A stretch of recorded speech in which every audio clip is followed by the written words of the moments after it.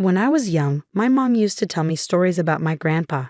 She said he started with nothing and built a successful business that could have set us up for life. But we never got any of that money. I didn't really understand why until I got older and learned about his will and everything. Eliza, your grandpa was a tough man, my mom said one cold evening as we sat at our small kitchen table with cups of lukewarm tea. The heater was broken again, and the landlord wasn't quick to fix things. He believed only in earning money, not giving it away. Why did he cut us off then? Didn't he trust you to manage his money? I asked, trying not to sound bitter. Mom sighed, her eyes following the steam from her cup. It wasn't about me managing it. He had this strange idea. He made a will that only left his money to someone who made a big success on their own, like $500,000 in their own business.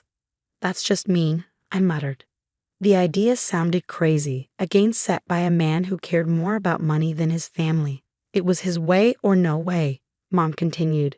When I argued with him, he practically disowned me. He said if I was any good, I'd earn my way without his help. It felt so unfair. We were struggling to save every penny while someone else out there was enjoying what should have been ours. Ever since I was a kid, I was good at finding ways to make money. I'd set up a lemonade stand at the local golf course on hot summer days, shouting 50 cents a cup to thirsty golfers passing by. You sure know how to hustle, kiddo, an old golfer named Hank once told me, laughing as he handed me his change. Keep that up and you'll be a tycoon one day. I grinned and pocketed the coins. Just saving up for something big, I'd say. My mind was always on the next big thing, and it wasn't just about lemonade. I used to make homemade necklaces and bracelets by stringing beads together from the dollar store. I sold them wherever I could, neighborhood block parties, school events, and even in the front yard during garage sales. Trading and selling didn't just feel fun. It felt like something I was meant to do. Elisa's got her own little business empire going, my mom would joke to her friends, but there was a hint of pride in her voice that made me stand a little taller. But it was sewing that really took off for me. When I managed to buy an old sewing machine from a garage sale, it felt like the best gift ever. Teaching myself to sew wasn't easy. The machine was temperamental, and the online tutorials were confusing, especially with the internet cutting in and out. But I stuck with it. Soon, I was turning plain thrift store clothes into stylish outfits. One day as Sarah caught me at my locker, she sneered, "Is that the same shirt you wore last week? Looks different, doesn't it?" Gave it a little makeover, I replied casually, slamming my locker shut. You should try it sometime, might improve your attitude. She scoffed and started to walk away, but a couple of other girls lingered. That was really cool what you did with your shirt. Could you do mine? One of them asked shyly. Sure thing. Bring it tomorrow, I replied, my heart swelling with pride. Word got around, and soon I was taking custom orders. It wasn't just pocket money anymore. It was a real business. People paid good money for unique clothes, and I was happy to provide. One sunny afternoon, I took my latest creations to the local street fair. I set up a rickety table, laid out my garments, and waited nervously. You think people will buy these? Mike, my friend, asked skeptically, eyeing the passers-by. They'd be crazy not to, I shot back confidently. And buy they did. My table was swarmed. I barely had time to collect the money and hand over the clothes. Amidst the chaos, a guy approached with his car keys. Jack jingled his car keys in his hand, approaching me at my stall. Hey, my car broke down a block from here. Saw your stall. This stuff yours? He asked, nodding towards my makeshift display. Yeah, all made by me. You need something to pass the time while waiting for a tow. I joked, handing him a shirt. He laughed genuinely, head thrown back. Actually, I was wondering if you do men's stuff too. Sure do, I replied, pulling out a few pieces I'd experimented with. He looked them over, then at me with a spark of interest. You've got talent. Ever think of making this a real business? Every day, I said, not missing a beat. His smile widened. I'm Jack, by the way. Eliza, I said, shaking his hand, feeling the weight of the moment. This wasn't just another sale. This felt like a doorway swinging wide open. As the day wound down, I counted the cash, a sense of accomplishment washing over me. This was it. I was making it happen one stitch at a time. I told you they love your stuff, Mike said, helping me pack up. Yes, you were right, I admitted, unable to keep the grin off my face. Looks like I might just make that $500,000 mark after all. After meeting Jack at the fair, things moved faster than I expected. He wasn't like the guys I knew. He came from money. But he had a way of making you forget about that when you were with him. He had this laid-back vibe, always laughing, always making plans. We started seeing each other more, and it wasn't long before we were seriously dating. One day, he said, "Eliza, I think it's time you met my parents." The thought alone made my stomach churn. I knew his folks came from old money, the kind that looked down on people like me. "Are you sure?" I asked, my voice tense. "I don't think they'll like me much." Jack laughed it off. "They'll love you. Don't worry so much." The drive over to Jack's parents' house felt like the longest ride of my life. Jack kept talking about mundane stuff, probably trying to ease the tension, but my stomach was in knots. We turned into a long driveway, and there it was, a massive house that looked more like a museum than a home. We walked up to the grand entrance, and the door swung open before we could even knock. There stood Jack's mom, Mrs. Thompson, dressed impeccably in a way that made me feel underdressed instantly, despite my careful choice of outfit. "Jack, darling," she exclaimed, pulling him into a hug, then turned to me with a polite smile that didn't reach her eyes. "And you must be Eliza. We've heard so much about you." Her words sounded warm, but her tone was anything but. I forced a smile. "Thank you for having me, Mrs. Thompson." Jack led me inside, and that's when Mr. Thompson appeared, a tall, stern-looking man with a firm handshake that felt more like a test than a greeting. "Eliza, a pleasure," he said, his voice deep and unemotional. We moved into the living room, which was as grand and cold as the rest of the house. Everything felt stiff and formal. We made small talk, or at least they did. I mostly nodded and smiled, feeling out of my depth. Dinner was served in a dining room straight out of a magazine, with crystal and fine china that looked like it should be locked up in a display case, not used for eating. We sat down, and that's when the real interrogation, the encounter with Jack's parents, was tense from the start. Mr. Thompson, eyeing me like I was a problem, began with a pointed question. "So, Eliza, Jack tells us you're into fashion design." "Yes, I run a small business designing and selling clothing," I responded, trying to keep my voice steady. Self-made then." "How entrepreneurial," he commented dryly, his tone more critical than complimentary. Mrs. Thompson chimed in, her smile feeling insincere. "And your family, dear? What do they do?" "Well, it's just me and my mom. She's a nurse," I said, feeling the weight of each word. "I see," Mrs. Thompson replied, exchanging a glance with her husband.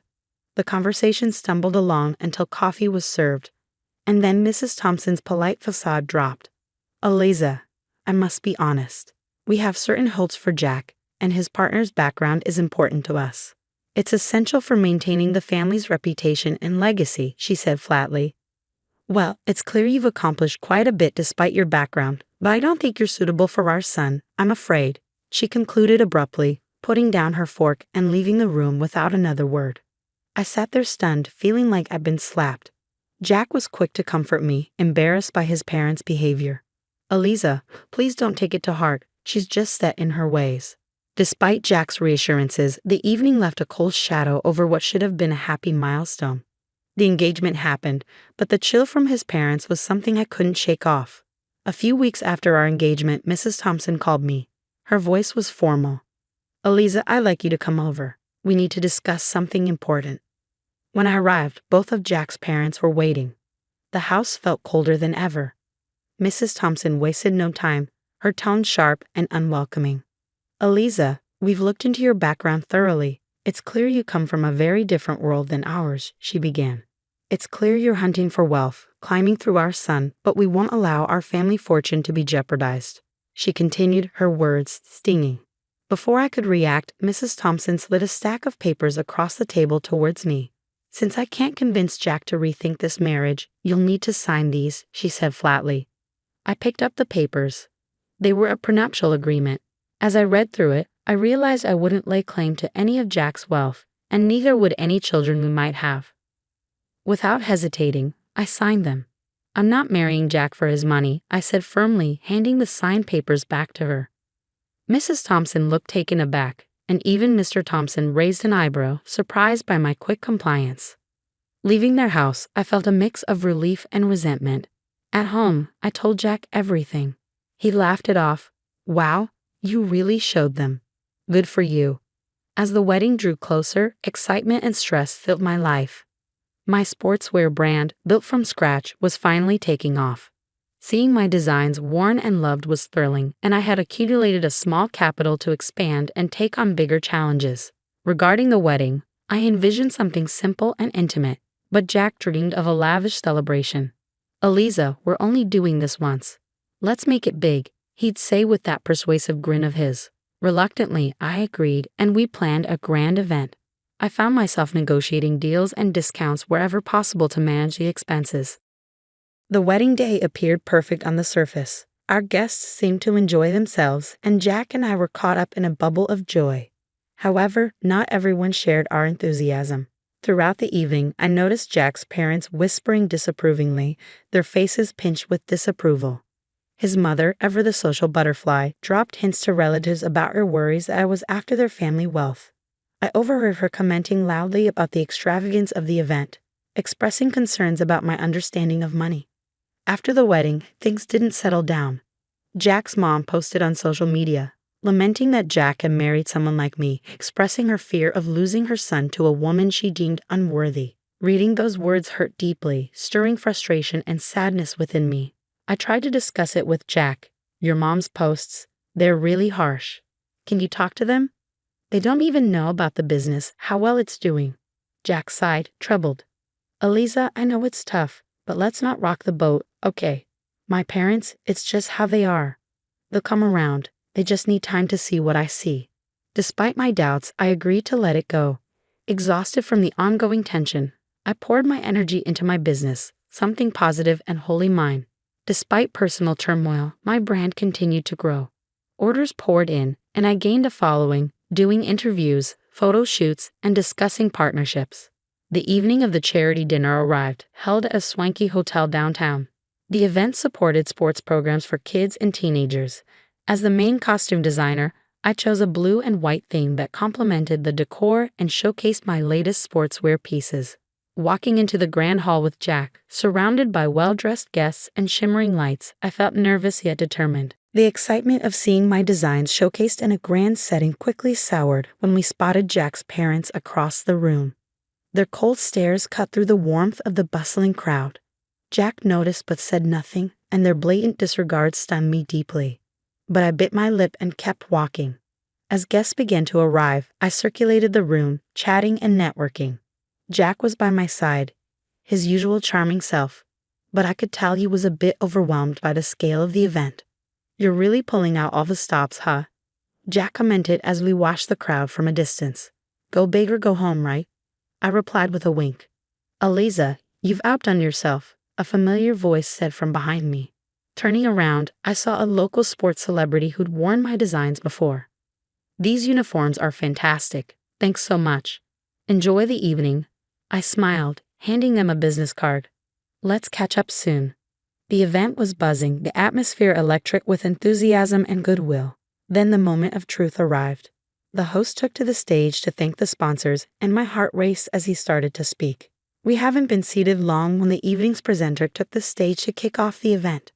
The atmosphere was lively, filled with applause and cheer, until it came time to thank the sponsors. My heart raced with pride and anxiety as my name was announced as one of the main contributors. I'd like to extend a special thank you to Eliza, whose generous donation of over $300,000 made tonight possible. The presenter boomed through the microphone. The room erupted in applause but was abruptly pierced by a shriek from Mrs. Thompson, Jack's mother. Absolutely not, she screamed, drawing the room into shocked silence. She demanded a microphone, and once it was handed to her, she didn't hesitate. This is preposterous. Eliza couldn't possibly afford this. She's nothing but a poor beggar using my son's money. She's a cunning predator sneaking into our family to bankrupt us. Her words echoed through the hall, venomous and loud. The presenter, taken aback but composed, quickly tried to correct the situation. Mrs. Thompson, I assure you, you are mistaken. Eliza's company is extremely successful and fully capable of such generosity. I know this firsthand. The crowd murmured, tension palpable. Then, in an unexpected move, the presenter passed the microphone to Jack, hoping for him to clear the air. Jack's face was a mix of embarrassment and conflict. He glanced at his parents, then at me, his voice barely a whisper as he spoke into the mic. "I have nothing to say," he said, then walked over to his parents, leaving me standing alone amidst the sea of whispers. The weight of the moment settled heavy on my shoulders. I felt exposed and humiliated, not just by the accusations, but by Jack's refusal to defend me or affirm the truth about my success. The pride I had felt in my contribution was tarnished, overshadowed by the drama unfolding around me. Stepping into the spotlight, I approached the microphone, my heart pounding but my resolve clear. "Good evening, everyone. Thank you for being here tonight," I began, my voice steady despite the tumult of emotions. "Tonight, I'd like to share something very personal about my journey." The room fell silent, all attention on me. I started as a street entrepreneur, driven not just to make ends meet but by a dream. That dream led to the creation of a sportswear brand that many of you know now. Pausing, I looked around, meeting the eyes of young athletes and seasoned businessmen alike.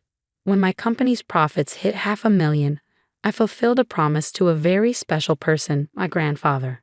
He left a will stating that his inheritance would go to a relative who made their own success, reaching that exact figure in their business.